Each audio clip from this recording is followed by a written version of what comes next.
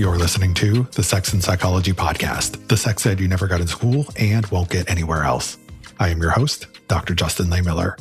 I am a social psychologist and research fellow at the Kinsey Institute and author of the book, Tell Me What You Want, The Science of Sexual Desire and How It Can Help You Improve Your Sex Life. A lot of people think about sexual consent as a simple question with a very simple answer. Did someone say yes or no? The truth, however, is that things are rarely that simple. Our wants and desires can shift and change. Sometimes people freeze, and other times they people please.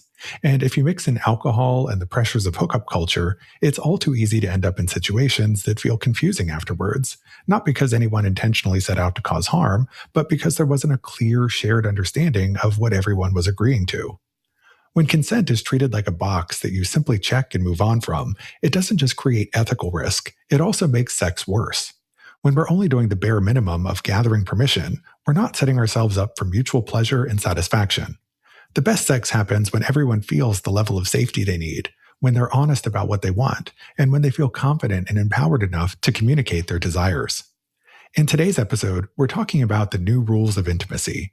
We're exploring why consent is about so much more than just permission, how power and context shape sexual choices, and what it looks like to build sexual experiences that feel good for everyone involved. My guest is Dr. Nicole McNichols, an associate teaching professor in the Department of Psychology at the University of Washington. Nicole's course, The Diversity of Human Sexuality, is the largest and most popular course in the university's history, with 4,000 students enrolled each year. Nicole is the author of the new book, You Could Be Having Better Sex. This is going to be a fascinating conversation. Stick around, and we're going to jump in right after the break. Are you curious about sex and psychology in other countries? Join me and Sexual Health Alliance as we expand your knowledge through their study abroad programs. We'll explore different cultures, engage in immersive learning experiences, and collaborate with international experts while traveling to amazing places and having fun with students from all around the world. Since 2015, Sexual Health Alliance has remained at the forefront of sexuality education. Join me and Shaw and a global community of students for a transformative study abroad adventure. Our 2026 study abroad offerings include courses in Paris and Amsterdam. Check them out and learn more at sexualhealthalliance.com. Come meet fantastic people and be at the leading edge of sexual health education with Sexual Health Alliance. Spots for 2026 are available now. Visit sexualhealthalliance.com to secure yours today and embark on an exciting global adventure to study sex and psychology with me. Hi, Nicole, and welcome to the show. Hi, Justin. I'm so happy to be here. Well, I'm really happy to have you here as well, and congratulations on the new book. Thank you so much. So I'm really excited to dive into it today. And your book covers a lot of ground. It covers everything from anatomy to desire to porn to communication to making relationships work. It's really a comprehensive guide to everything that people today need to know about sex. But what I want to focus on in this episode is the topic of consent. Now, in your work, you don't just offer a definition of consent. You have an entire manifesto, which argues that we need to think completely differently about how consent works and what it really means. So let me start with a bigger picture question for you, which is, what was the motivation behind writing this manifesto rather than just giving a short and sweet definition of consent? And moving on. Yes. And you know, why do you think the dominant cultural model of consent, what's missing from it that made this manifesto necessary? Well, the inspiration for it definitely came from speaking of the thousands of students who take my human sexuality class each year. And it was very clear, speaking with them, that they were having a lot of kind of crappy casual sex, right? A lot of hookups. And I found that it was not the case that all of them were having disappointing hookups, right? I was finding that some of them were actually having quite pleasurable hookups, right? They were actually having experiences that were motivated by pleasure and adventure and excitement and a thrill of the chase. And, you know, we talk in my class a lot about normalizing this idea that sometimes a sexual experience can just be about pleasure, and that's okay. But we have so much unbelievable stigma and shame in our culture today, especially for women, that we tend to paint the whole idea of a hookup as something that is just off the table, right? That if you do it, it's going to be horrible. That tends to be the narrative that we find throughout the media, that it's going to lead to hurt feelings, anger, rejection, feelings of massive disappointment, right? And we know that both from studies that have looked at nationally representative data, as well as from, again, the thousands of students taking my class, that the reactions are quite mixed. And what I realized was that even though the vast majority of them are reporting, yes, we feel like it's a little bit better in terms of people understanding the physical side of consent, understanding that you need to be making sure that it is present and being given throughout the sexual experience, right? Students have sort of heard that over and over again. I really realized that I think the current conversations we're having at a national level around consent are very much lacking. And primarily what they're missing is this focus on emotional honesty, transparency, as well as variables that we don't even think about, like intersectionality and egalitarianism, and a commitment to mutual pleasure. And so I realized part of the problem is that because we cast so much shame on hooking up and we just assume that it's always going to lead to a negative experience, we don't really give people the science-backed tools to navigate casual sex in a healthy way, because it can lead to positive experiences.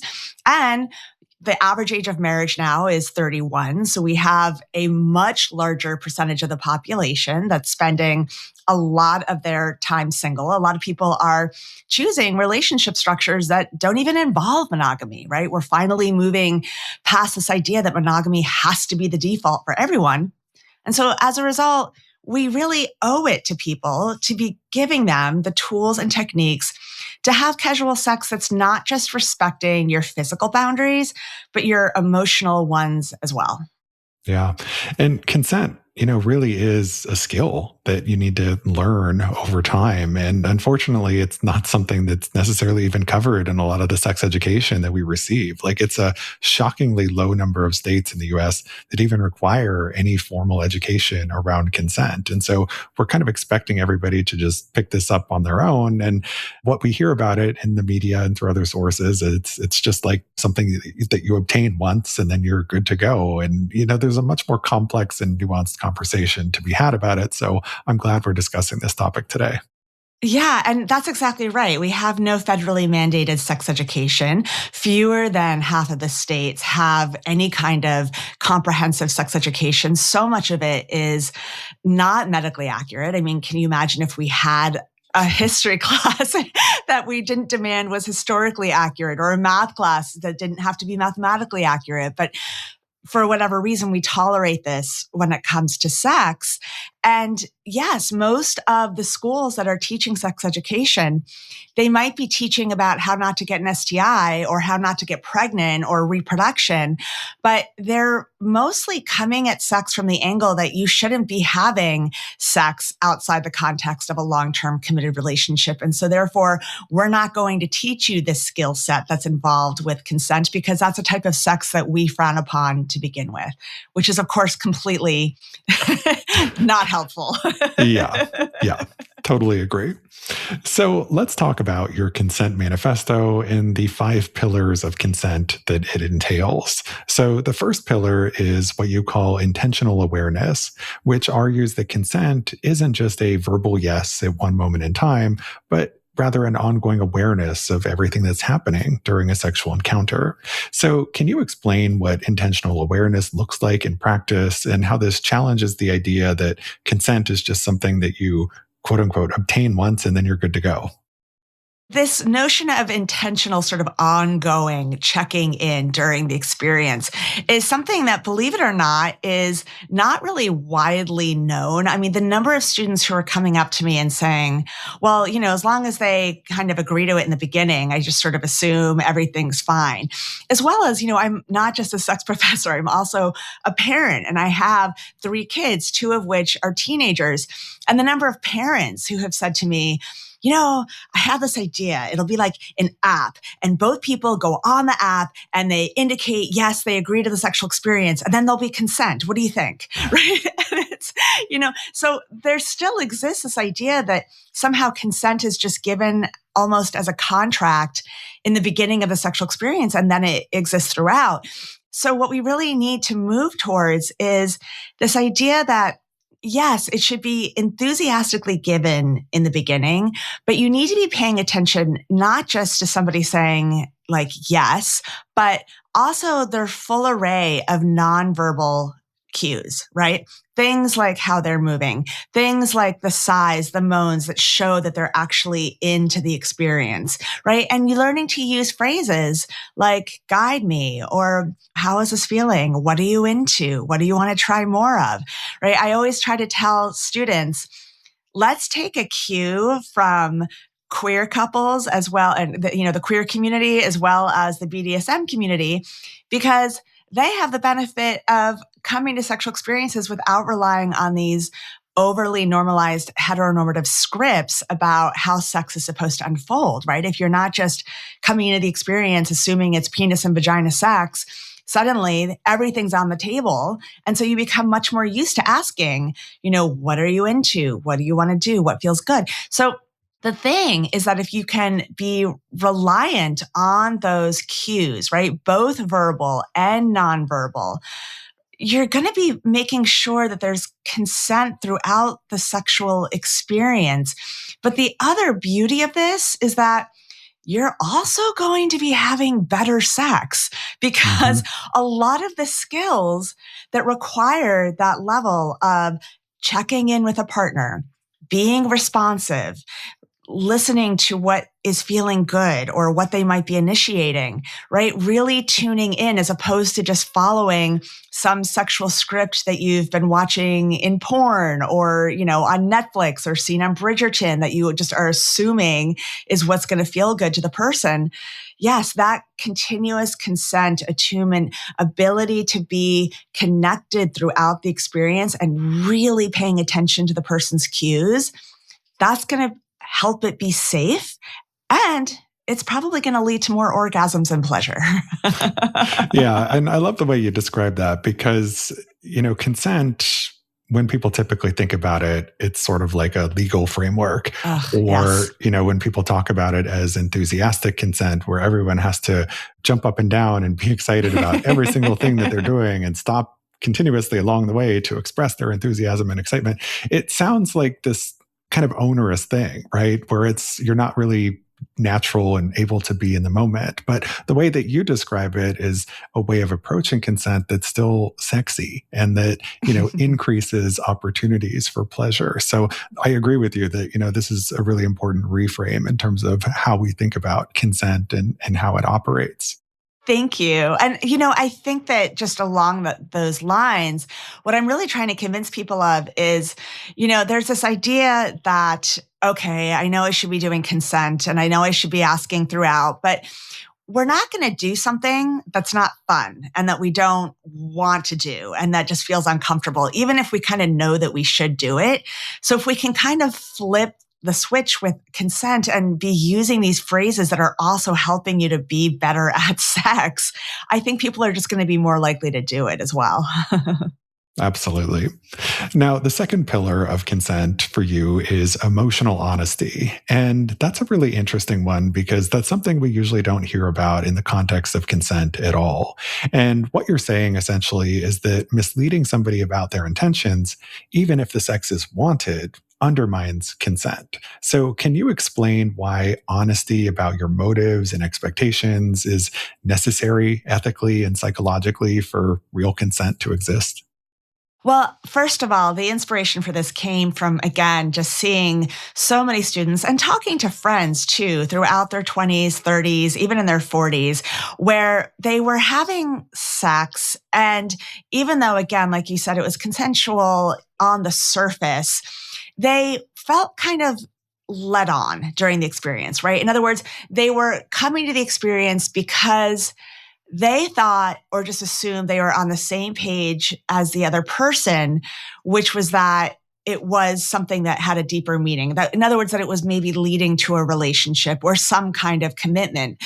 And, the problem is that, when we talk about a need for emotional honesty, You might think, well, yeah, of course, but we have to look at the larger dating culture that a lot of people are trying to make their way through, and the sex culture that people are trying to make their way through, which is sort of defined by, what I tell my students is almost like this culture of chill, right? It's this idea that you're not supposed to be needy. You're not supposed to express your needs, that you're supposed to be down to fuck, and that if you're not, that somehow you're being too much.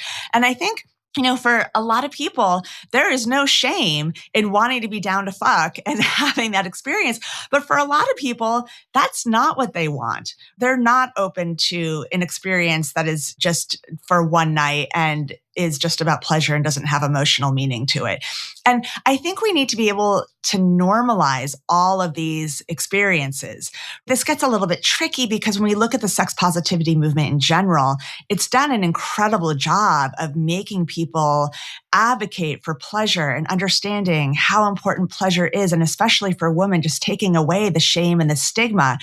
But when we start saying that there's almost a new standard for what a good sexual experience should look like, and only one standard, and that standard is unattached sex that has no deeper meaning, we're ignoring sort of the beautiful diversity of human experience that, different people want different things. And so let's learn to communicate that. So essentially what I'm basing this on at a concrete level is, there were a lot of people who were saying, well, consent was there, but it was an awful experience. And I felt really taken advantage of and duped because they kind of acted going into it like this was a relationship, and they were talking about how they wanted to introduce me to their parents. And we're talking about all these things we were going to do, this sort of idea of future faking. And then we hooked up and had the experience, and I never heard from them again. I was ghosted. Right. And so I just think, as a culture, we should be at a place where we're not tolerating that. I'm not saying that people should be carted off to jail or kicked out of college for doing that. I mean, crappy behavior is going to exist, but I don't think that we should also be telling people, well, it's unrealistic to expect there to be honesty because, you just have to kind of take what you can get. I don't think we should just be taking what we can get. And I think that there are empowering ways to be asking someone else what the sexual experience means to them and communicating what it means to you that doesn't feel needy or lame or putting you somehow at a power differential that you can't recover from. Yeah, I think that's a really important point. When it comes to talking about sex, we tend to focus so much on just talking about, well, what are these specific sexual activities that you like or enjoy, or how do you like to be touched? We also need to communicate about what are our motives for even having sex in the first place? Like, what are we looking for here? And is it just a one-time thing, or are you open to something more than that? And it's where a lot of sexual situations end up getting very tricky, very complicated very quickly because people just aren't on the same page about these things. And I see that especially in the world of in college students with hookup culture and friends with benefits and these other sorts of things, where there's all this ambiguity around what their relationship even means. And, what does having sex with another person mean? And is this going somewhere? And people just aren't communicating about these things. Exactly. And I think that's where so many of the problems lead, right? I mean, friends with benefits, that can be a fantastic arrangement if everyone's on the same page and communicating, and people are perhaps busy or just focused on their careers or school, or, just looking for a person that they can sexually connect with, but that they don't necessarily want to spend the rest of their life with. That can be fantastic if there is communication. But if you feel like one person is being led on in that situation to feel like it's perhaps leading to something more, it's not kind, right? I mean, it really emphasizes a lack of human kindness. And I think the reason that we tolerate it so much is because, again, we still cast so much shame on casual sex in general, right? And so it's almost like, well, if you're agreeing to casual sex, you're agreeing to, being treated in a really unkind way, because that's just the way we view casual sex, as being a ground for any kind of behavior is tolerated. And I don't think we need to do that. And I think we could be having much better sexual experiences if we could just learn to be honest. And so I try to encourage my students, because one question is, okay, well, what are some phrases that we could actually use? First of all, if you're really looking to have a casual sex experience that's about fun and adventure, but you're really not looking to settle down, that's okay. But can we please normalize just saying, are you okay if this is just for fun before the sexual experience, right? That's such an easy thing to say. That's such an easy phrase to put in. Or if you know that you're not really sure that a sexual experience is something you want to do unless there's some kind of other commitment, normalize being able to say, I can't quite tell what you're looking for. Can you give me a hint? And just let that hang there. Let them squirm, right? If you have the confidence to put out a question where you're saying, I am about to share my body with you, and I want to know where you stand, right? I want to know what you are kind of looking for in this. That's hot, right? Having the self-confidence to be able to say something like that and take a beat and give the person a chance to respond. That's empowered. That is self-confident, and confidence is hot. So I think we just need to get used to using phrases like this so we can just make sure we're mentally on the same page as our partner. So we're not leaving these experiences feeling shook, feeling like somebody's taken advantage of us, feeling like we were led on into an experience that had a different meaning than we assumed it did. Yeah, I agree.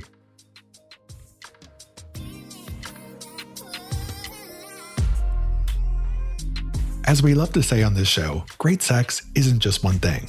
Maybe it's passionate, but it could also be funny, messy, tender, even transformative. Erica Lust believes that adult films should reflect the diverse nature of our sexual experiences. Our sponsor, Erica Lust, creates original, story-driven erotic films that center female pleasure, queer joy, and real desire. Think cinema, not cliches. Shot by indie filmmakers around the globe, this platform features passionate performances grounded in mutual pleasure, not performative porn tropes. Whether you're curious about fantasies or looking for connection through sensual storytelling, Erica Lust is where arousal meets art. And right now, Erica Lust is offering our listeners 45% off your subscription when you enter the code JUSTIN at ericalust.com. That's Erica Lust with a K. Check the show notes for the link or visit ericalust.com and use promo code JUSTIN.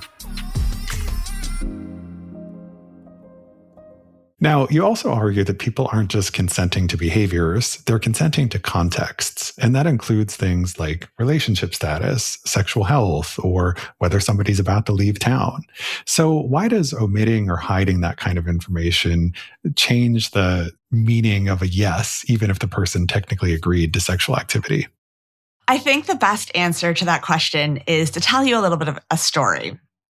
So I, more than once, have had friends give some version of a story that goes, they were traveling, right? And this is a girlfriend of mine. She's, in her mid-40s, newly single.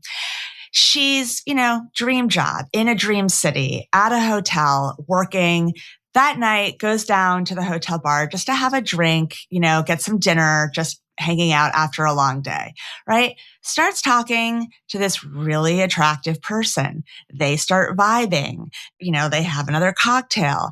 They go up to her room. They have amazing sex, multiple orgasms, lots of enthusiastic consent through the experience of what seemed to be this incredible time, right? And, they're in different cities. There was honesty about the meaning of it because they lived across the country from each other. They just happened to be in the same city for the night. It seemed like something that was fun.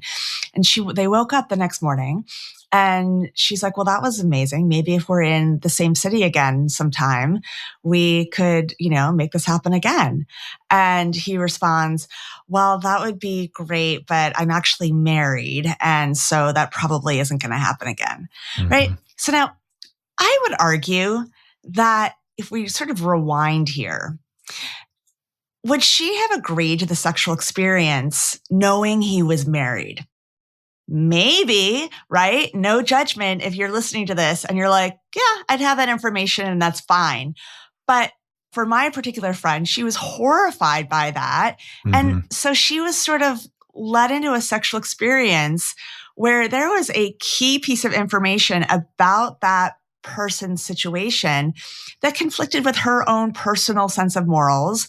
And I would argue, looking back on that, she may have consented to the physical act, but did she consent to a sexual experience of sleeping with a person that was cheating on their partner?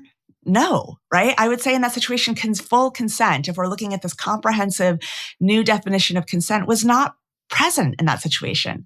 Mm-hmm. And this translates into when I look at my students, are they in another relationship? Are they moving across the country, sharing your STI status, right? All of that information that's really relevant to whether a person chooses to share their body with you, I think needs to be shared before we jump into bed with people.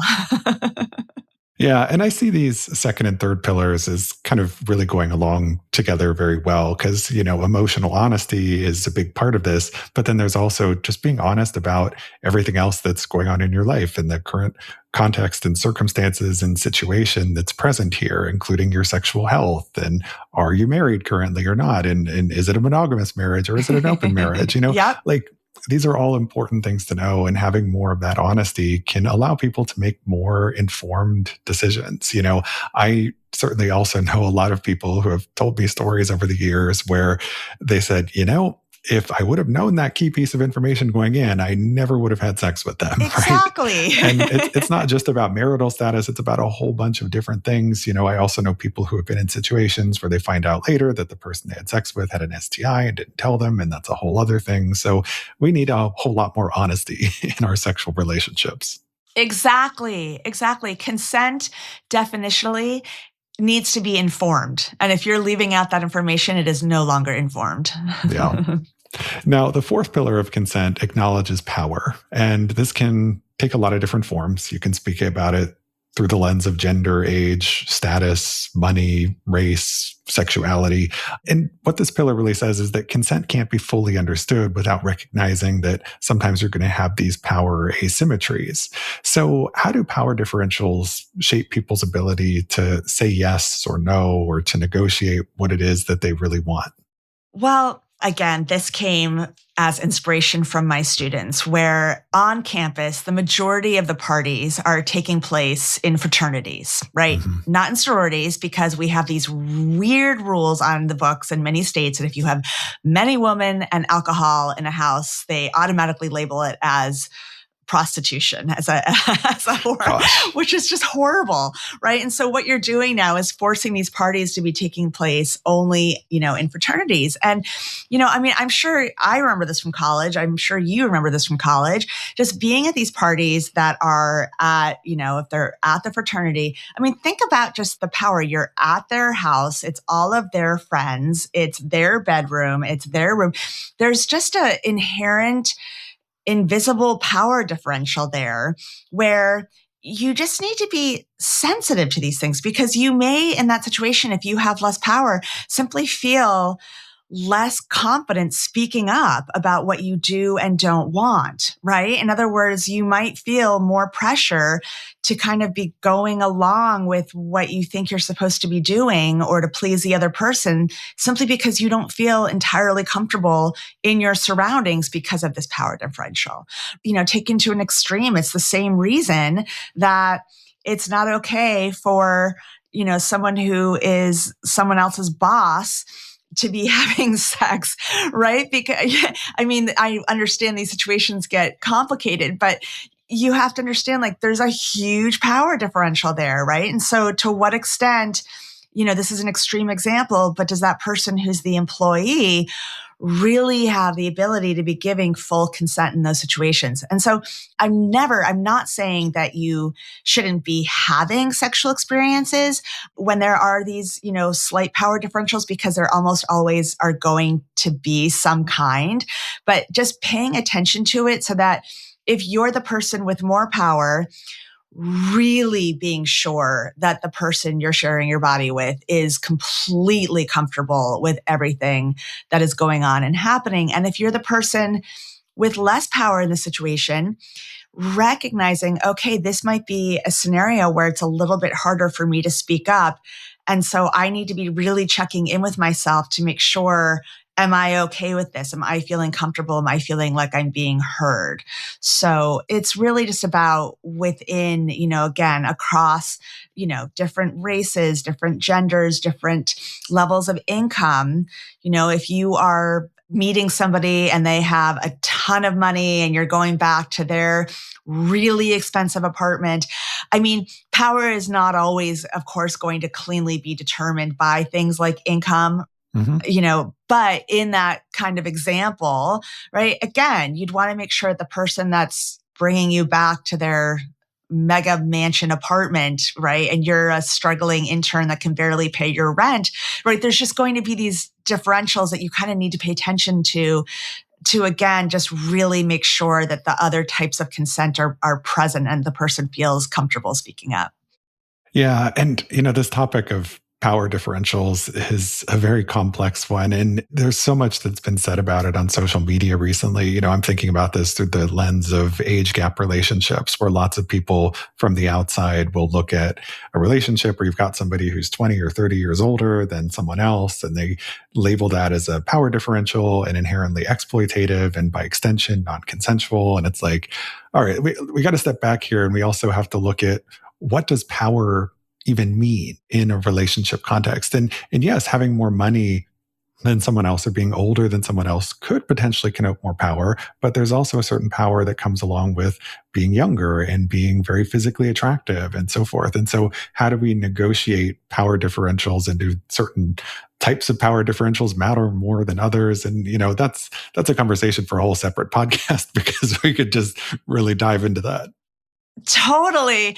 It's fascinating. But just before we move on from it, I just want to say that I think one place where that dynamic really shows up is, I think, in open relationships, right? Mm-hmm. Because on the one hand, sure, you can have the story that a lot of people assume open relationships in the context of straight heterosexual marriages with cisgender people might look, which is, okay, if the husband has a ton more money and is the main breadwinner and comes to his wife and says, you know what, honey, I want to open up the relationship. And she feels like unless she goes along with it, he's going to leave her, and she's concerned that she'll then not have as much as what she has in her marriage. Yeah, we would say he has much more power in that situation. She may look on the surface like she's consenting, going along with it, but is she really, right? Is consent really there given that power differential? But we also know, and I've heard you talk about this before, the fascinating finding that a lot of times when you have straight couples and you open up the relationship, the woman might be a little reluctant, but then suddenly she gets into it, and it turns out there are a lot of guys out there that are willing to have casual sex with her. And she kind of goes through a sexual awakening. And we know that novelty is especially important for women, that women get bored faster in long-term relationships than men do. And so suddenly she's kind of having the time of her life and having this sort of sexual renaissance. And meanwhile, he, who assumed through, pressuring her to open up the relationship, suddenly finds there aren't as many straight women who are willing to have casual sex, and that it's not as much fun. And so now you have a power differential, but it's going in the opposite direction, right? She's like, no. He's like, well, maybe we should close it. This isn't really working out how I envisioned. And she's kind of like, no, actually, this is fantastic. We're going to keep this open. But I just give this example because it speaks to your point that it's not always that the rich person has more power, or that the younger person does, or that the man does. It really just depends on the fascinating combination of and configuration of variables in the situation. Yeah. In that very unique situation, it's always going to change. Now, the final pillar of consent in your model is mutual pleasure. That saying yes to sex is saying yes to a situation where each partner's experiences actually matter. So why did you feel like it was really important to explicitly include pleasure as part of consent rather than treating pleasure as a separate issue? Justin, let me ask you this, if we can get personal for a second. We'll see. All right, we'll see. Imagine that you are single. Let's go back, decade, 20 years, and maybe 10. You seem like you're about half my age, but let's But it's actually more than 20. So okay, more than 20. Okay. And you're single and hot and you meet someone and it all seems good and you go home and you start hooking up and it's just about his pleasure and it's just about pleasing him. And he's just kind of ignoring every sign that you give about what you want, has no interest in what you're into. Yeah, on the surface, it may have seemed like you said yes, but would you ever, knowing that, go in and say yes to that situation again? I think for me personally, wouldn't really be into it. But I do know some people who really like to pleasure others and who would actually be turned on by that dynamic, but it's not for me personally. Okay, so arguably, and if we're going to get really philosophical here, if you are deriving pleasure from giving another person a lot of pleasure, you're experiencing pleasure too, right? Yeah. So absolutely, that can for sure exist. And if you look, for example, at this finding, again, that we hear about where women are, experiencing poorer outcomes from casual sex than straight men are, one of my favorite findings is that if you control for the variable of orgasm, in other words, if women are having orgasms during the casual sex experience, they on average enjoy it just as much as the guy does. So what does that mean, right? And not to say that orgasm is the only measure of pleasure in an experience, but if we know that one measure of it can make that much of a difference, yes, let's consent to experiences where we're prioritizing what both of us want, not just one person. In other words, you should never have to go through the experience of going home with someone and simply feeling like a masturbatory sleeve.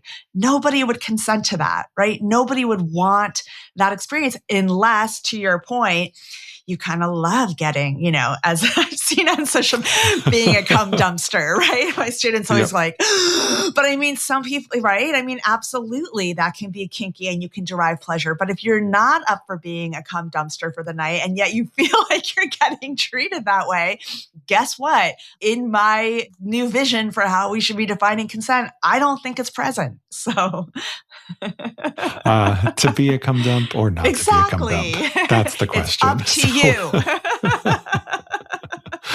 Well, thank you so much for this amazing conversation, Nicole. Oh, we're ending on cum dumpster? Really? Oh, yeah. I think that's a perfect place to end. Okay, great. Where else are we going to end this conversation? I love it. But it was so interesting to learn all about your manifesto for consent. And I'm really looking forward to continuing our conversation in the next episode, where we're going to transition into talking about tips for better and more sex. Can you tell my listeners where they can go to learn more about you and get their hands on a copy of your new book? Yes. So my book is available everywhere books are sold. You can also follow me on Instagram or TikTok at Nicole_the Sex Professor, or visit me on my website at NicoleTheSexProfessor.com. Great. I'll be sure to include links to all of that in the show notes. Thank you again so much for your time. I really appreciate having you here. Thanks, Justin. This was wonderful.